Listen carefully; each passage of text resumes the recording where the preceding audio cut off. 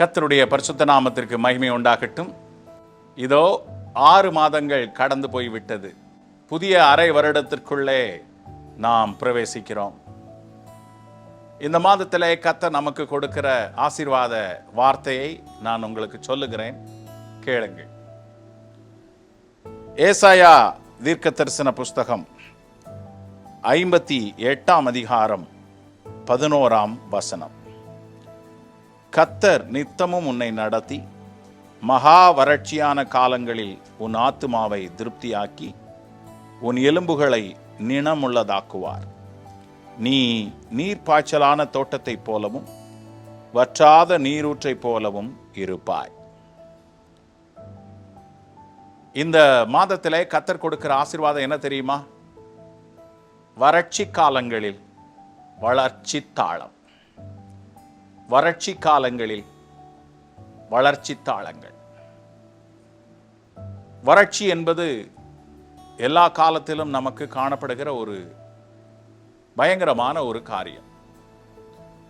என்னதான் நாம் அநேக திட்டங்களை வகுத்து காரியங்களை செயல்படுத்தினாலும் அதில் வறட்சி இருக்கும். நல்லா ப்ரிப்பேர் பண்ணி பிரசங்கம் பண்ணினாலும் அநேகர் அதை பெற்றுக்கொள்ளாத, அதை வாங்கிக் கொள்ளாத ஒரு அனுபவம் வறட்சியை உருவாக்குகிறது. வருமானம் எவ்வளவுதான் இருந்தாலும் செலவுகள் பயங்கரமாய் நம்மை வாட்டி வதக்குகிறது. சில சமயங்களிலே பணம் இருந்தாலும் சேமிப்பு பணமெல்லாம் போகிறதே என்கிற ஒரு துக்கம் நம்மை வாட்டி வதக்குகிறது. வறட்சி காலங்கள் எல்லாவற்றிலும் உண்டு. சரீரத்திலும் உண்டு, வாழ்க்கையில் உண்டு, திட்டத்தில் உண்டு, செயல்பாடுகளில் உண்டு. ஆனால் இதில் கர்த்தர் நமக்கு கொடுக்க போகிறது என்ன தெரியுமா? வளர்ச்சி தாளங்கள். முதலாவது இந்த வசனத்தில் நான் உங்களுக்கு சுட்டிக்காட்ட விரும்புகிற காரியம்,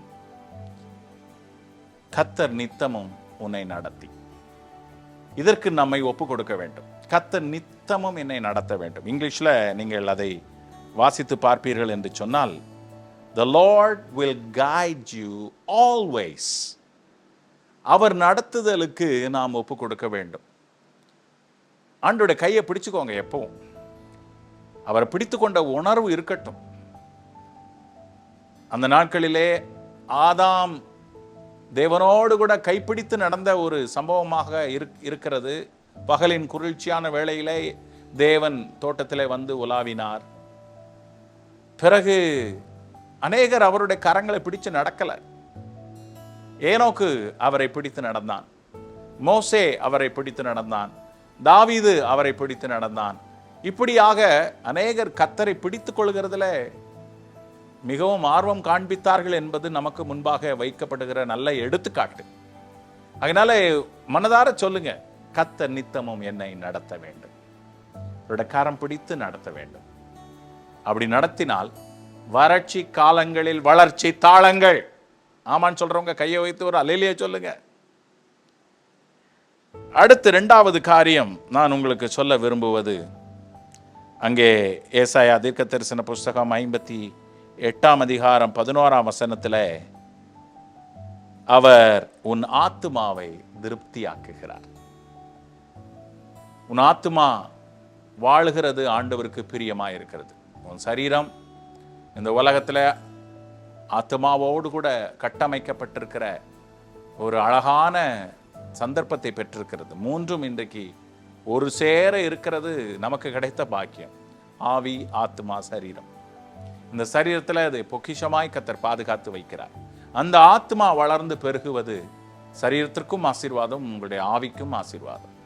ஆகினால உங்கள் ஆத்மாவை திருப்தியாக்குகிறார். ஆத்மாவை திருப்தியாக்குகிற ஒரே காரியம் கர்த்தருடைய வசனம் மாத்திரம்தான். கர்த்தருடைய வசனம், கர்த்தருடைய பிரசன்னம். சொல்லுங்க, கர்த்தருடைய வசனம், கர்த்தருடைய பிரசன்னம். அதை எப்பொழுதும் உணர்ந்தீங்க அப்படின்னு சொன்னா உங்க ஆத்மா செழிப்பா இருக்கும், திருப்தியா இருக்கும். அதற்கு சோர்வே கிடையாது. ஆத்மாவை சோர்வுற பண்ணிவிடக் கூடாது. அதை குறித்து நிறைய காரியங்கள் சொல்ல வேண்டியிருக்கிறது. எந்தெந்த நேரங்களில ஆத்மா சோர்வுறும், ஆத்மா கலங்கும் என்கிற காரியங்கள்லாம் நிறைய இருக்கிறது. இந்த செய்தியை நான் எடுத்துக்கொண்டு போனேன் என்று சொன்னால் மணிக்கணக்காகும். ஆனால் கர்த்தர் உங்களுக்கு இந்த மாதத்திலே கொடுக்கிற ஆசீர்வாதம் என்னவென்று சொன்னால், நமக்கு கொடுக்கிற ஆசீர்வாதம் என்னவென்று சொன்னால், ஆத்மாவை திருப்தியாக்குகிறார். அது மாத்திரமல்ல, மூன்றாவது, உன் எலும்புகளை நிணமுள்ளதாக்குவார். உன் எலும்பு ஸ்ட்ரக்சர் உச்சந்தலைந்து உள்ளங்கால் வரைக்கும், அந்த ஃப்ரேம் என்று சொல்லி இங்கிலீஷில் சொல்லப்பட்டிருக்கிறது. இங்கிலீஷில் நான் அதை வாசிக்கிறேன். He will strengthen your frame. என்ன அருமையான காரியம். He will strengthen your frame. அந்த ஃப்ரேமை கர்த்தர் அமைச்சு வச்சிருக்கிறார். எலும்பு என்ற அந்த ஃப்ரேம் அது நிணமுள்ளதா இருக்கணும். அது ஒடிந்து போய் விடக்கூடாது, அது வளைந்து போய் விடக்கூடாது, அது தாறுமாறாகி விடக்கூடாது. நம்முடைய போஸ்டர், நம்முடைய நிற்பு, நிலை நிற்பு தேவனுக்கு முன்பாக சரியா இருக்க வேண்டும். கரங்களை உயர்த்தி கர்த்தரை ஆராதிக்கணும். முழங்கால் படியிட்டு கர்த்தரை ஆராதிக்கணும். பணிந்து குனிந்து கர்த்தரை ஆராதிக்கணும். ஆமென். கரங்களை கூப்பி கர்த்தரை ஆராதிக்க வேண்டும். தலை வணக்கி கர்த்தரை ஆராதிக்க வேண்டும். முகங்குப்புற விழுந்து கர்த்தரை ஆராதிக்க என்று சொல்லி நிறைய போஸ்டர்ஸ் இருக்கிறது, நிறைய கோணங்கள் இருக்கிறது. இன்னைக்கு யோகா டே, அந்த டே, இந்த டே என்று சொல்லி உலக பிரகாரமாய் என்னென்னமோ செய்கிறார்கள். கர்த்தருடைய பிள்ளைகள் உண்மையாய் முழங்கால் படியிட்டு ஜெபிக்கவோ, கர்த்தரை கரங்களை உயர்த்தி ஆராதிக்கவோ, குனிந்து பணிந்து தேவனை துதிக்கவோ என்று சொல்லி எத்தனையோ காரியங்களை செய்தாலே போலும் உங்களுடைய ஃப்ரேம் ஆசீர்வாதமாயிருக்கும். அதற்கு கர்த்தர் முன்மாதிரியாக அநேக பரிசுத்தவான்களை வைத்திருக்கிறார். ஆரம்பம் முதல் முடிவு பரியந்தம் கர்த்தருக்காக மாத்திரமே நாம் செயல்படுகிறவர்களாய் காணப்பட வேண்டும். அதற்கு பிறகாக கர்த்தர் சொல்லுகிறார், you will be like a well watered garden. வற்றாத நீரூற்றை போல நீங்க காணப்படுவீர்கள். நீ நீர்ப்பாய்ச்சலான தோட்டத்தை போல. நான்காவது, நீர்ப்பாய்ச்சலான தோட்டம். வறட்சி காலங்கள்னு சொல்லி சொன்னாலும் அந்த நீர்ப்பாய்ச்சலான தோட்டத்தை போல நம்முடைய வாழ்க்கையை கர்த்தர் மாற்ற வல்லவராயிருக்கிறார். எங்கெங்க எந்தெந்த நேரத்தில் என்னென்ன காரியம் உனக்கும் எனக்கும் தேவை என்பதை கர்த்தர் அறிந்திருக்கிறார் தேவ பிள்ளையே. ஆகினாலே சோர்ந்து போகாதீங்க. நீர்ப்பாய்ச்சலான தோட்டம்தான் அநேகருடைய வாழ்க்கையில். இன்னைக்கு நான் ஒரு தீர்க்க தரிசனமாக சொல்கிறேன். இதை கேட்கிற உங்களில் யாருக்கோ இரத்த ஓட்டத்தில் வேதனை, கஷ்டங்கள் இருக்கிறது, சரியான ஓட்டம் இல்லை, பிளட் பிரஷர் அல்லது பிளாக் என்று சொல்லுகிற இரத்த ஓட்டத்தில் காணப்படுகிற குறைவுகளை, வறட்சிகளை கர்த்தர் மாற்றப் போகிறார். ஆமென். இந்த வசனம் உங்களுக்கு உரியதாக இருக்கு. நீர் பாய்ச்சலான தோட்டத்தை போல நீ காணப்படுவாய். உன் பதவி, உன்னுடைய ஊழியம் எல்லாம் நீ கடந்து போய் அநேகரை ஆசீர்வதிக்கிறதாய் காணப்படும். ஒழுகி ஓடுவாய். அநேகருக்கு நீ ஆசீர்வாதமாய் இருப்பாய். ரிஜிடா இல்லை, கடினமா இல்லை. கர்த்தர் வழிந்தோட பண்ணுகிற ஒரு அனுபவத்தில் உன்னை நடத்த போகிறார். உன்னை ஊற்றி அநேகருக்கு ஆசீர்வாதமாய், நீ நீர்ப்பாய்ச்சலான தோட்டத்தை போல இருக்கிறது போல அநேகர் நீ உன்னுடைய பிரசனத்தினாலே, நீ உயிரோடு இருக்கிறதுனாலே ஆசீர்வதிக்கப்படுகிற ஒரு அனுபவத்திற்குள்ளே கர்த்தர் உங்களை கொண்டு வருவார். கடைசியாக, வற்றாத நீர் ஊற்றை போல நீங்கள் காணப்படுவீர்கள். வறட்சி என்கிறதுக்கு இனிமே இடம் இருக்குதா? அங்கே வறட்சி காலங்களில் என்று சொல்லப்பட்டிருந்தாலும் வளர்ச்சி தாளங்களில் கர்த்தர் நம்மை நடத்த போகிறார். வற்றாத நீரூற்று. ஏதேன் தோட்டத்தை கர்த்தர் உருவாக்கும் போதே 4 பெரிய ஆறுகளை கொண்டு உருவாக்கினார். அவைகள் எப்பொழுது ஓடின, அதில் விளைகிற ஒவ்வொன்றும் பொன், கோமேதகம், வஜ்ரக்கல் என்று சொல்லி எல்லாம் ஃபேமஸா இருந்துச்சு. கொஞ்சம் யோசித்து பாருங்க. கர்த்தர் நம்முடைய புகழுக்கும், நம்முடைய ஆசீர்வாதத்துக்கும், நம்முடைய சகல காரியத்திற்கும் வளம் செழிக்கக்கூடிய ஆசீர்வாதங்களை அனுப்புகிறார்.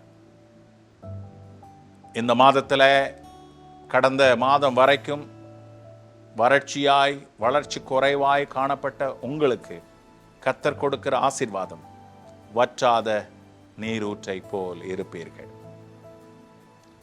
இன்றைக்கு நம்மை ஒப்பு கொடுக்க வேண்டிய நேரத்தில் நாம் வந்திருக்கிறோம்.